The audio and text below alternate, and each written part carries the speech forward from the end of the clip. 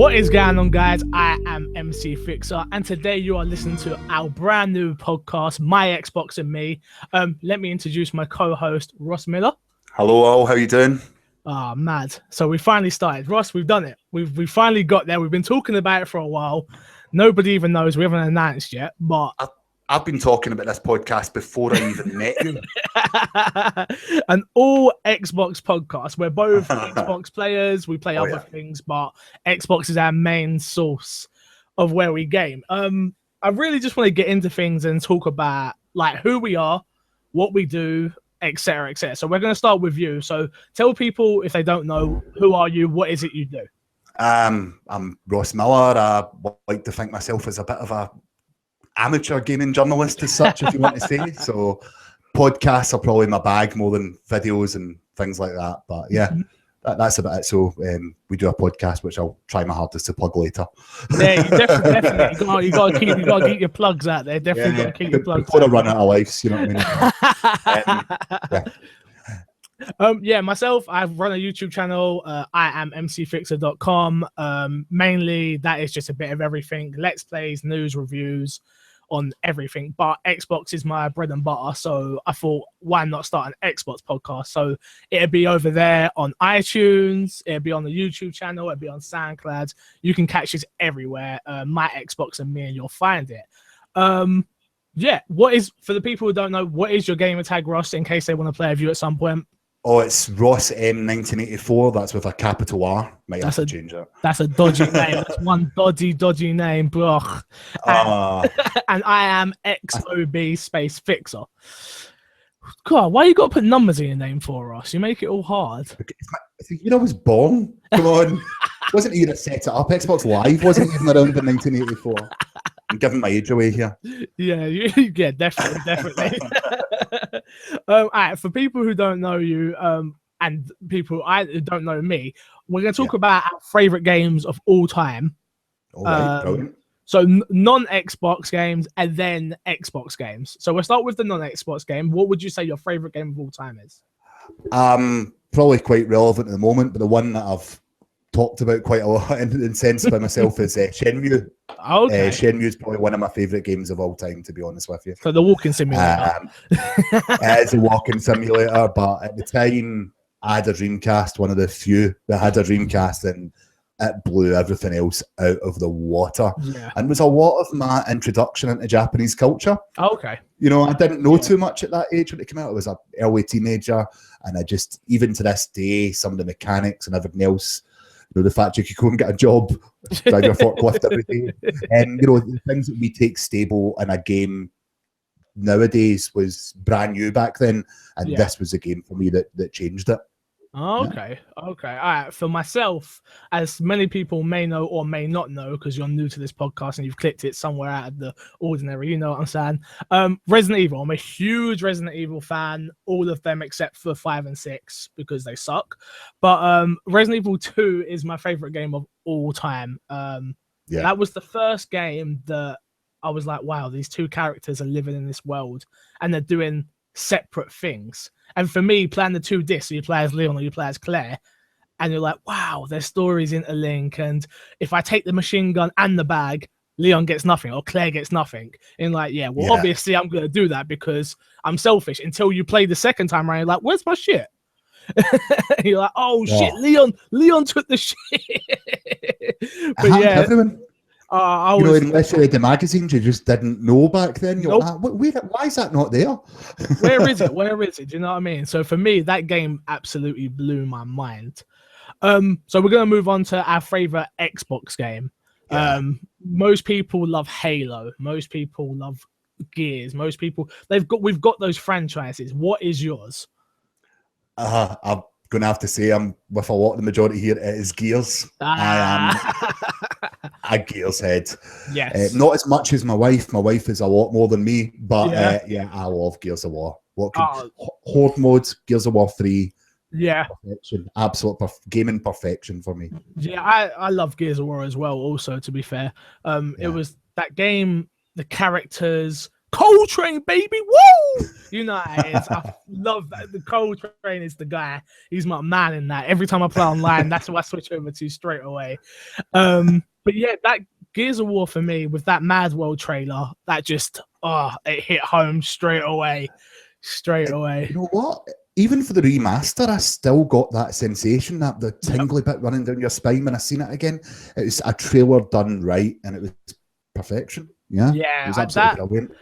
I did pick up the Ultimate Edition. I still haven't really got around to playing it because I've been doing so many crazy things. And my fiance is like, so when we're going to play Gears? I'm like, we'll get to it at some point. I've played it. I'm waiting for she hasn't played 3 yet. So I'm waiting for 3 to come on backwards compatibility. She hasn't. I have, obviously. But she's been screaming for me to play. I'm like, I'll get around to it at some point. Corey, I've got news for you later that you might quite excite you then. Stop teasing me. Me. All right, so let's move on to what we've been playing right now. So I haven't come up with a name for this segment, but if you've got a good name out there, guys, be sure to email myxboxandmepodcast@gmail.com. I was thinking something like "What's in my box" or something like that. You know, something cheesy. I want to know that is in your box, Corey. In my Xbox, Ross. Why you got to have a dirty mind all the time? So what is it you've been playing at the moment? I right now have been playing Halo 5 Guardians. So for those of you who are going to be tuning every week, one thing you'll learn about myself is I am not a Halo fan. I've only played Halo 1. I bought the Master Chief Collection. I haven't really got around to playing it. I done number 1 and was like, I don't really see what everyone's big deal is. You shoot some aliens, you run around, you got this guy in a helmet that I don't really care about. But don't eat me alive in the comments because I know how much everybody loves this. Yeah, for me, I've been playing NBA 2K15, but nobody cares about that. Let's be totally honest with you. So, Ross, let's talk about Halo 5, even though I'm not a big fan. Have you finished the game yet? I have finished the game not once, but twice. Jeez. You Halo fans love it. It was getting good reviews, I saw. Yes. Mixed, I would say, in some. More positive than negative, but there was a few negative reviews, and you know, I can actually understand both points of view. Fair enough. If that makes sense. Yeah. So I know I was getting like 8 out of 10s, 85, 9 out of 10 sort of thing. And the negative points which they're coming across, some of the textures are horrendous. Yeah. And you think a next or a current generation game, they would spend that extra time. The story, which we don't want to spoil it for people. No, we're not going to spoil it. It too much, yeah. But you know, it may have been better in previous games, just to say. Mm-hmm. But it's Halo. It's that, as you described as a negative, as a positive for me. Of course. It's that running about, the shooting, the mechanic of shooting has never been better. Cool. And they've added some new things. You've got thrust packs. You can now aim down the sights, something which you've never been able to do for. I've been waiting for the aim down the sights. I've been waiting for that. Now I'm going to come over and play, obviously. Of course you are, yeah. They've got the ground and pound in there as well, which I hear people like. Yeah, which I used in the single player twice. I don't know, I want to shoot them. I don't want to punch them in the head. But, I don't want to jump on their head. This ain't Crash Bandicoot. Come on. Yeah, that's true. It is not Crash Bandicoot. So, So IGN gave it a 9. Yeah. I think GameSpot gave it an 8, and it's got 85 on Metacritic. Yeah. So for me, people were saying it got mixed reviews, but for me, that seems about right for a Halo game. Yeah, I would say so, but people not expecting it to be that 10 out of 10 Halo 2, and you know, I think this is what they consider as a platform seller. This is what they wanted to sell platforms, but you know what they want to sell the Xbox. And is it that game? And I think what they're saying is not quite. No, but it is Halo, and people will go out and buy an Xbox One for Halo. I know that for a fact. I've got friends that own PS4s, which is not a swear word on this show. We will say PS4, so get used to it. Yeah, we both have one, so exactly. But people that own PS4s, they're like, "Yeah, I'm gonna go buy one for Halo," and I'm like, "Really? The last your game was like." For me, if I didn't own one yet, it would be Gears of War 4. but I understand why people love Halo. Yeah. And it's a multiplayer. People have, you know, I think the Master Chief Collection was maybe a disappointment with the failure of the multiplayer, and this brings it back up. The dedicated servers, it seems to be working fine so far. I have not had any issues. Yeah. They've even introduced microtransactions, which for me, I know some people like to hate on that, but it's not forced on you. You can play term. You know, if you want to invest the time to unlock all these things and do it, you can. Yeah. It is not forced on you. Or you can, maybe you're like me, you're in your 30s, you're a dad, you don't mind spending an extra tenner to unlock some stuff so that you're a little bit more fun in multiplayer or a little bit different multiplayer. It was fine for me. And it's also with that system, the rec system, it also means they can add content in the future, new vehicles or weapons, and they have a platform to introduce it. Oh. And Halo, once you've done the campaign, it is just all about that multiplayer. And the arena modes, especially the breakout mode, which I'm loving at the moment, 4v4, one life, and the new Warzone mode. Which that sounds hardcore. That arena mode sounds hardcore. Especially if you're as bad as me. The old spectacles and reactions are not working as good as they used to. I've got a reaction of a 67-year-old. You know That's because you are 67. 1984, Corey, come on. It's in my gamer tag, so it must be truth. That's just maths. Yeah, so the multiplayer is good though. That's where I feel like a lot of people are going to spend a lot of time. So long as it's good, it is good. It is fun. There's so much variance into it. We've still got essentially a level editor to come up in December, which hasn't been released yet. Yeah. Which then, you know, at that point in December, when it's a good couple of months old, people maybe start to get sick of the maps. Yep. Bang, there you go. User created content. Highlighted. And all the maps are free as well. Exactly correct. So that's even better. Do you know what I mean? That's going to keep a living and breathing audience there for time. And obviously, would you say, because I know they're going after the pro gamers for this, is it something you can see them picking up? Breakout, yeah. Anything in arena, yeah. The bigger scale maps and things, not so much. It's too much going on to really make so. It has got, as I said, a MOBA feel to it. You know, because you've got PvP and PvE in it. Mm-hmm. But the 4v4 breakout mode where you've just got one life, you're in an arena which is a mirror image of each other. The idea is kill your opposition or get the flag and bring it back to their base. That is it. That is where your competitive lies. Your competitive player is going to love that. It's all about time and it's all about working together as that team to perfection. Yeah. And the slightest, you know, you miss with a shot, you're out of there. You're making me want to play the game, so I've got so much to buy. WWE's out next week. I've got to get tomorrow. Sorry, I have to get that. I've just got NBA. Rainbow Six, Tomb Raider, Fallout. There's too much. Oh, don't! You're killing me, Rush. You're killing me. Ubisoft did some game where you climb things in London last week. Yeah, it's all right. I think let's talk. You know what? Let's talk about Assassin's Creed a little bit. Did you care? Right. I didn't give a crap. That's one I've not bought.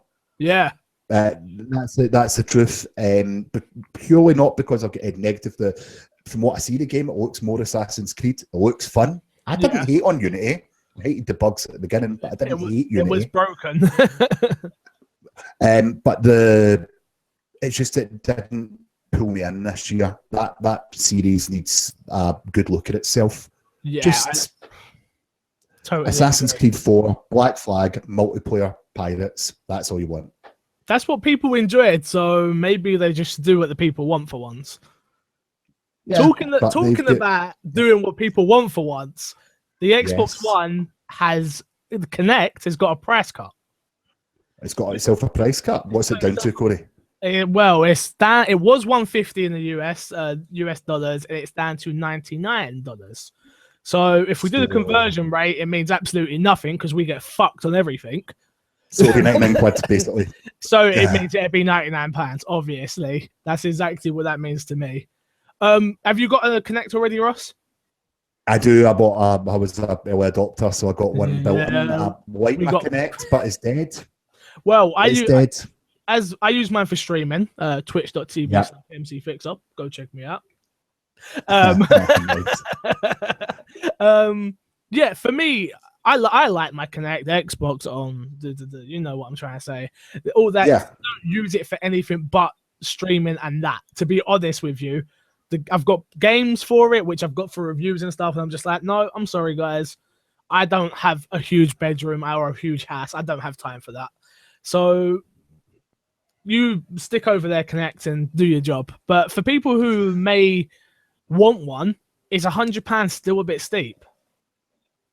Well, it's £100 so that you can say Xbox, go to Sky Sports News. Boom. That's all I use mine for. Boom.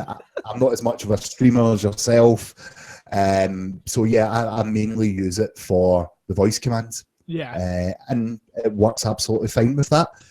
I do have a 5-year-old in the house though, and some of the sort of dance games and things like that he loves. Yeah. So I probably got my money's worth out of Kinect as such. Yeah. But if I didn't have one and they were selling it for 99 quid, I don't know if I would have picked it up myself now. Yeah, it's a great bit of kit. That's it's just what I'm not really supporting it. Yeah, 100%. That's what I always say. It is. I love the Kinect for what I use it for, but for games, no. Should it have been forced upon us at the start? I don't think so. But it's it not was and it is. the vision. Yeah, the vision's changed, I think, with regards to Microsoft, and I just feel, you know, the early adopters were the people that are going to suffer as a result of that. But that's what we get for being an early adopter. So what can we say? We want to be part of that conversation when it first come out. That's what we have to pay. We get stuck with this bit of junk. Yeah, I would say, as I said, I wouldn't consider it junk. I think I've had my money's worth out of it, and I would recommend if you've got the money lying there and you want to speak to your Xbox, then do it. It's just that I think the price point is probably still too high. I don't know what the manufacturer cost is, but if you want people to have it, get that price down as low as possible, because otherwise you're going to have a lot of leftover units. Yeah, that's definitely how I feel. If you didn't get one at the start, I don't see you going to get one now. Maybe, I don't know, maybe your mum picks you one up and thinks you want that for Christmas. Make sure any of your mums listening, don't buy that for your kids. They don't want it, trust me. But yeah, because, you know, Game or CX, oh, don't you want one of these for your Xbox? It makes it a whole new experience. And that's what it was sold on. It was, oh, you can interact with it in normal games. Just, and it was like, that never happened. And that's the only thing I say let me down, really, about the Kinect. I think the biggest disappointment for me was Rise, because they debuted Rise as being a Kinect. Yep. You swing your arms about, you do all that, and that looked amazing. Yeah. And then it never happened. And that that was like, well, they're never going to do anything with this. Nope. And it's just the usual, was it Fruit Ninja or whatever you want to call it? And Fruit Ninja, a couple of every harmonics game known to man. But yeah. You know what I mean? It's one of those things. But you know, as I said, I'll never disconnect it unless I find out it's using up my processing power. But yeah, well, to be honest, that's it really for the Kinect. I don't think it'd go any lower than £100 if we get the price cut over here. We're assuming. I don't see it getting any lower, and that'd be it for Kinect. I think after this Christmas. Yeah, which is a shame. It's a shame. Yeah. We're just talking about processing power actually, because one of the things about this new Xbox experience that they're announcing was the fact that they were saving some of the processing power from the Kinect function. Is that not right? Yep, that's right. And they have actually given an official date now for the new Xbox One experience and backward compatibility. Woohoo! So earlier on, you were talking about Gears of War 3. You know, if you bought the Master Chief Collection, you were getting all of the games back there. Yeah, well, it's all going to be ready for all Xbox One users on November 12th. Okay? The tweet exactly from your friend over, Major Nelson. Xbox fans, mark your calendars. Xbox P3 has just revealed the new Xbox One experience and backwards compatibility starting November 12th for all Xbox One owners. And I literally took that as being a literal thing and went and wrote it in my calendar, then realised I'm in preview and I've already got it. Yeah, I've got it as well. But yep. I'm so happy. It's a bit buggy for me because of the streaming and stuff like that. But But whatever. I like the new dashboard. I think it's strange where see me moving my hands about. Unless you're listening to the audio, then you didn't see me moving my hands about. So sorry about that. You should have watched the video. For me, I don't understand why the store is the last thing on the list. They've got the music and the film stuff before the store, and I was like, that's strange to me.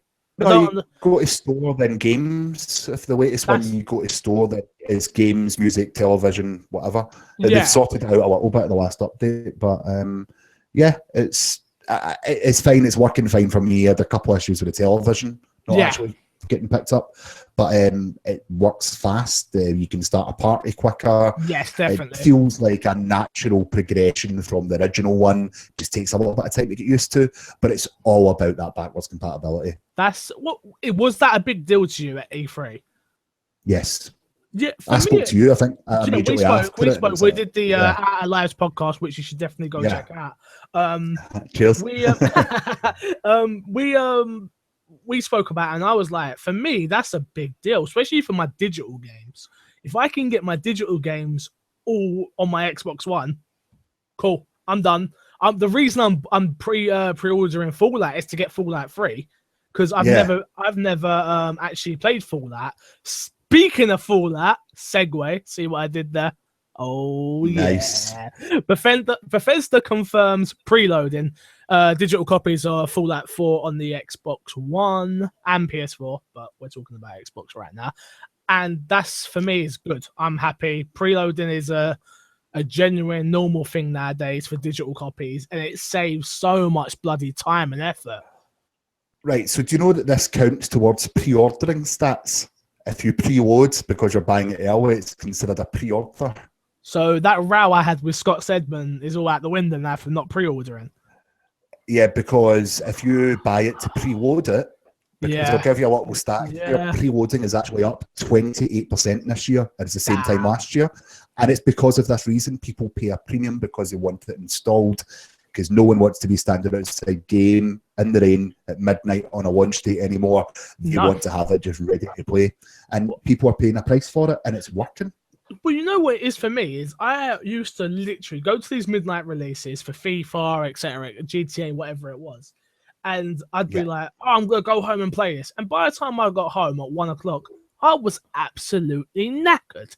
I didn't want to go and play a video game, unfortunately, because I'm a bit of a granddad and I go to bed at like 10, 11 o'clock at night. So, but for me, preloading is just like, yes, I wake up, I roll out of bed at 8 o'clock like a normal person does. So anyone that gets up after 8 o'clock, get your ass out of bed.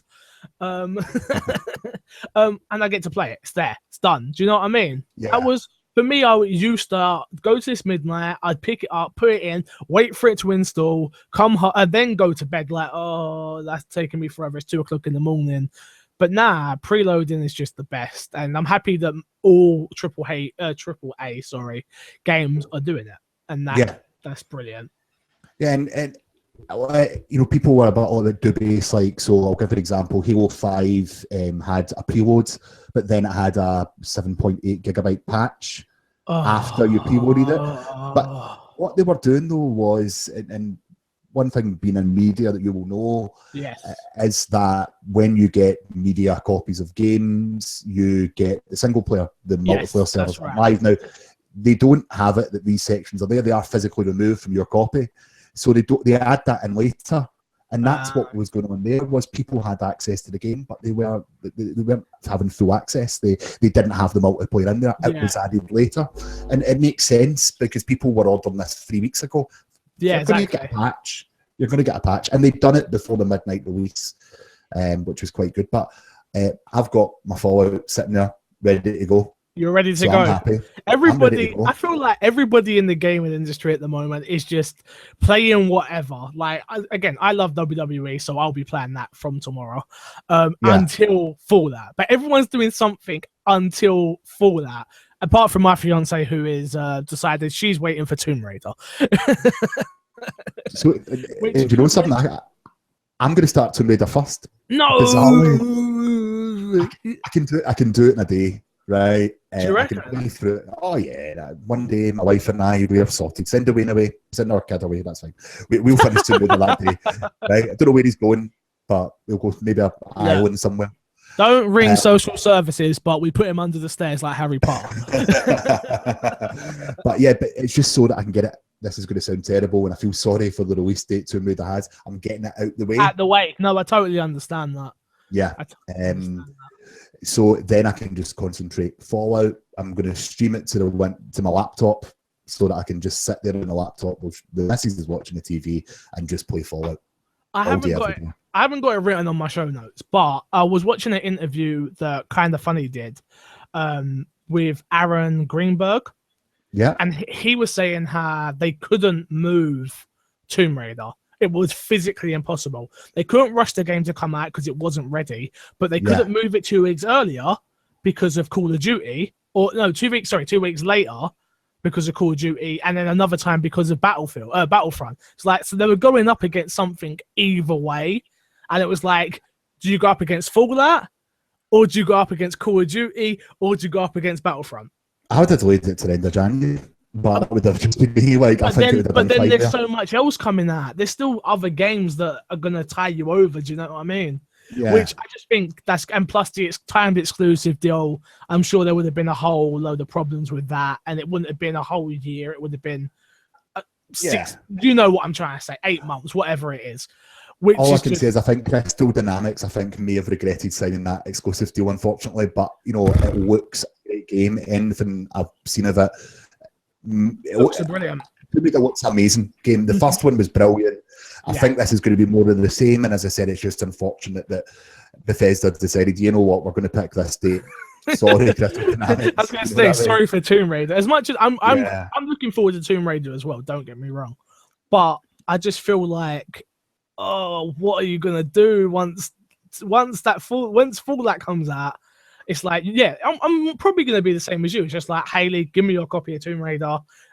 I need to smash through this because I need to get back to Fallout, which is probably what I think most people would do. Funny enough, so maybe they won't lose out on too many sales. Hopefully, everyone I know that liked the Tomb Raider game is still getting it. They might not buy it day one, because you know they can afford one game that month and it's going to be Fallout or something along those lines. But it's just there was going to be a casualty this year with the amount of releases we've got, and unfortunately, I think it's that. Unfortunately, it's hit the Xbox One's exclusive, which is a shame for us, but it's one of those things. Anyway, we're going to talk a little bit more about Aaron Greenberg in the interview with Kind of Funny. Shad's Kind of Funny, my boys. Rare Replay sells better than expected. And I quote, "It did really well. It's ahead of our forecast," Aaron Greenberg said in an interview with Kind of Funny Games.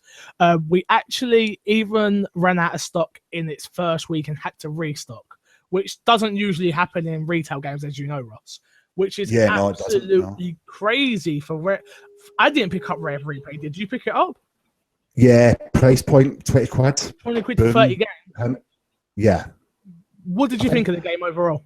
I've only done about 6 of them, but you know that I will play through quite a lot of them. It's a nostalgia fact for me. I owned a lot of these games over the years, and I was like, "Oh, this is great having it on my console."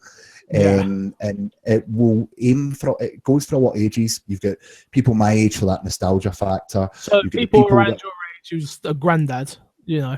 Yeah, basically, yeah. And then you've got the people that maybe know who Rare are that want to get into all the games. You know, that way, like, you know. And then you've got the young kids that just think the games like Banjo-Kazooie look absolutely amazing and want to play them. So you've got a wide spectrum, and not many companies can actually boast that kind of wide spectrum of fans. And I think their timing was impeccable. I think it was at a time there wasn't much out there, and I think the value for money was phenomenal as well. They could have added another tenner onto there, and it would have still been a great seller. Yeah, I just think, it was £20, right? Yeah. So £20 for 30 games is just like, wow, really? Yeah. That's what you're giving me. Plus the likes of the games that are in that collection are just like, oh, so good. The only reason I haven't picked it up because I wanted to get it physically and just never got around to it. I wanted that item of collection. I wanted that something to hold. Like, this is something to keep. And again, it's just another brilliant game on the Xbox One.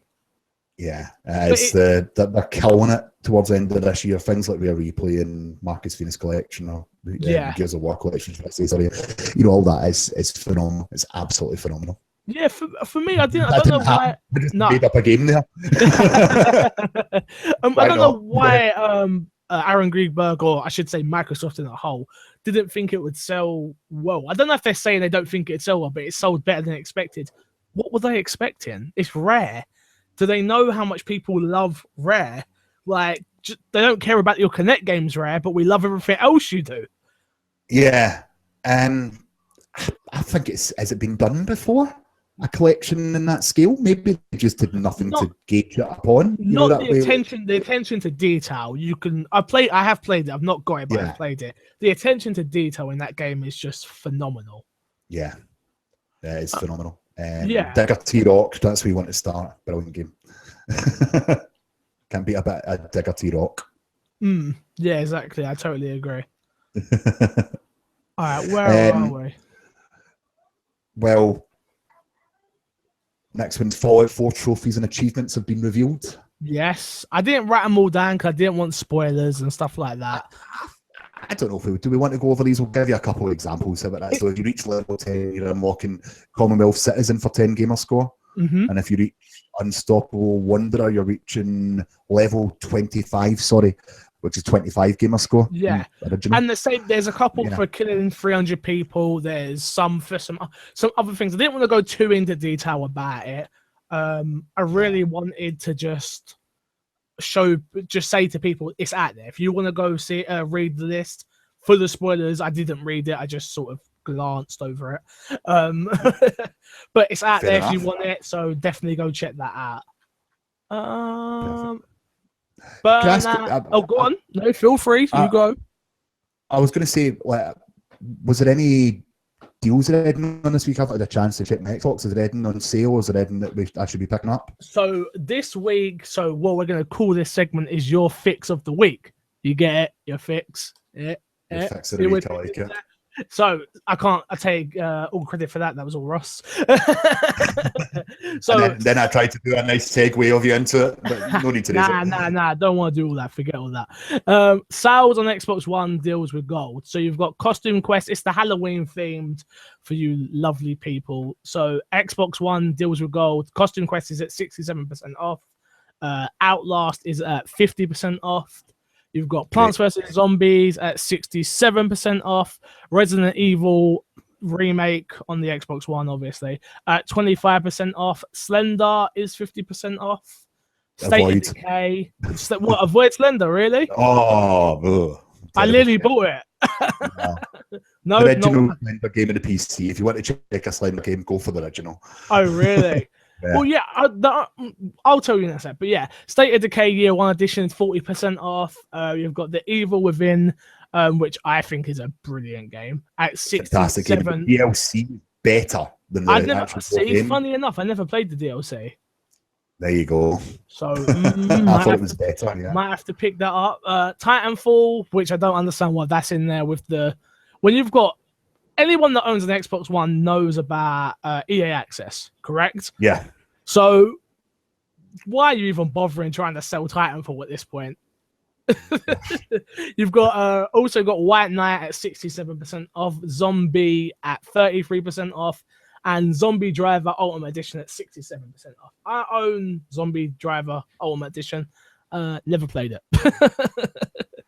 But those are your deals with gold at the moment. And if you haven't tried either the Evil Within Digital Bundle or Outlast Bundle of Terror, you could do worse for your money than picking up those two. Resident Evil, I'd say definitely go for it. Costume Quest I've got, but not got around to playing. But friends do say it is a good game. Yeah. They do say it's a good game. Talking about backwards compatibility like we was earlier. Yeah. Burnout Paradise is coming to Xbox One. Nah. Let me repeat that one more time for you lovely people. Burnout Paradise is coming to Xbox One. Oh, yeah. I can't wait. I don't know if you played Burnout Paradise before us. Yeah, I loved that game. Yeah. I absolutely loved that game on the 360. So for the chance to get that again on my Xbox One, That's a no-brainer. I need to check if I own that digitally or not. That's going to be something I'll be checking once I've stopped this podcast. I don't think I do own it digitally, but I will be going to buy it digitally just so I can, because I don't deal with this very often. So it got announced on Psyonix's Twitter account about the last gen racer coming to the Xbox One on backwards compatibility, and they confirmed it. So that's perfect. Perfect. Absolutely perfect. It's one of those games that I think is really definitely worth playing. If you've got nothing else to play at some point, and if you enjoy Burnout, I think this is probably the best Burnout game there is. Yeah. But I would probably agree with that. Is that the one? Did it have flying in it, or was that just me? No, was that a different one? No, that was a different one. There was one with the flying on it, yeah. But yeah, they sort of merged into one for me. But just the experience of it, the mechanic is great. So yeah, anything that's getting brought back backwards compatibility, I'm all for. So I totally agree. For some reason, I don't know why I get so hyped about these backwards compatibility like announcements. I'm like, oh, thank God, I really wanted that. It's like I didn't want that. I never thought about it, but now I've got it. It's like, oh, I'll go buy it. Why not? Yeah, and you'll see what they'll do sales on these, or buy this backwards compatible game for £3 or £5, and you'll buy it. What I'm waiting for. That's exactly what I'm waiting for. You know, what come out? Castle Crashers come out, didn't it? The remastered version. Yeah. And I was like, I'm not buying that. I'm sure I own that, and I didn't. I was like, oh, I should have bought it while it was cheap. Waiting for it to come around again, so it's cheap again. Well, I bought New Vegas for £4. Because I'm pretty sure that the Fallout 3 will probably stick on Fallout 3 New Vegas, and it means I'm going to have the full sort of Fallout 360 onwards collection. Yeah. All if I want to go back and play them. And the save file's still there. That's that's the thing, the save files. But you have to upload them to the cloud. That's the only problem I've got. I don't think I've got a 360 anymore, so I might struggle. I've got my hard drive still, but I don't think I've got my 360. Oh dear. I'll be coming up to Scotland, Ross, to see you. Can I borrow your 360 for a sec? You'll probably be cheaper buying yourself a new Xbox 360, but fair enough. If you don't want to see me, just say go. Oh, you're welcome anytime in my house, Corey. I just won't be here. What else have we got left on this news segment, Ross? Oh, I think if we're looking right here, as I quickly scroll down my mouse, we've got a little Idea Xbox section. There's 2 new games coming to the Idea Xbox program, and those are Kingdom and Black and White Bushido. Kingdom is described as a 2D side-scrolling strategy and resource management hybrid, while Black and White Bushido is a 4-player local co-op brawler that pits 2 opposing ninja forces against one another. Now, I've actually managed to try on PC Black and White Bushido. It is a phenomenal local multiplayer game, so I'm actually excited that that's going to be coming to my Xbox One, and we're not going to be crouching about my laptop screen anymore. That is a day one. That is a day one for me. Looking forward to playing that. Yeah, cool. Kingdom, I don't know anything about. Do you? No, only what I'm reading, side scroller. For me, I'm not really into side scrollers that often. I'd have to really be in the mood for a side scroller. But the 4-player co-op Black and White sounds very good. I'll definitely. Yeah, the way to describe it is two opposing ninja teams. You're just trying to get each other, but if you're black and you move into a black background, you can't see where you are, and vice versa. So it becomes very tactical. Got ya. Of course, it's got this whole yin and yang theme running through it. It's a very good. Unfortunately, it's not. At the moment, it's not going to have online multiplayer, which restricts it. But hopefully, that will come in the future, because that will just make that game huge, I think. Yeah, but in its defense, for me, I love sitting next to my friends playing because I love to punch them. When they beat me, I like to give them a good punch in the arm. So. And then you wonder why you're not welcome at my house? Well, I thought it was just because I was so damn good looking. That too, Corey. Yeah. But. Yeah. So we've also got some games with gold, I believe. Currently. Yeah, we can't get a bit of free stuff in. This month we've had 2 free things if you only own an Xbox One. Next month you're going to have 4. Read that for the video. That's 4 fingers, I can count. So currently up until the end, or up until this 15th, you're still going to get The Walking Dead from Telltale Games Season 1, which is including the 400 game. Days DLC. Phenomenal game. If you haven't picked any of them up, this is a great place to start. Yes. And that's free through to the 15th of November. And as of the 1st of November, I've forgotten the name of this already. Funuma, Breath of Life. Something Breath of Life. Pune? Funuma. We'll just call it Breath of Life, right? I think it's will be free. Funuma. That makes sense. Yeah, I think it might be that. Which I have played, probably the easiest 1K gamer score I've ever had. You literally get it for just playing through the game, which is quite good. And that's going to be all month long. And additionally, Night Squad will be a free download on the platform from the 16th of November right through to December 15th. But usually that's where it ends for us. But with backwards compatibility, Codemasters Xbox 360 Racer Dirt 3 is going to be available for the first half of the month. Mm-hmm. And then the second half of the month is going to be Dungeon Siege 3.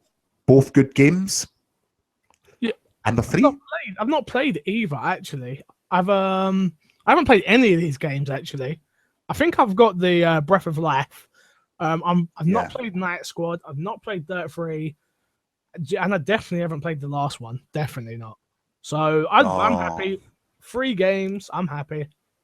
Yeah. Anyone that uses Reddit, jump on to the Xbox One forum there and you'll see a lot about Night Squad. There's an EMA with the developers and things. And these guys seem really open for suggestions and things to do with the game. And it's very rare to get a developer that is so open with their fans. Mm-hmm. And especially on a public forum like Reddit. Yeah. And these guys seem quite good. So I'm hoping that their game lives up to expectation. Cool. Well, before we go and leave you guys, I just want to say thank you guys for listening. This is the first ever episode of My Xbox and Me. I am MC Fixer. That is Ross Miller. What this is gonna be. It's gonna be me and Ross each week. We're gonna try and get guests on either from the Out of Lives podcast, which you should definitely go check out. 100%.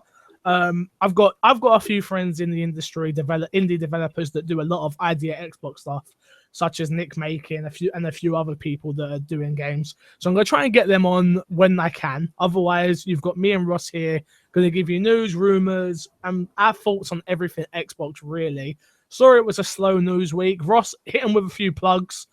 Plug the Twitter. Well, my Twitter's at RossM1984, the same as my Xbox handle. So there you go, easy to remember.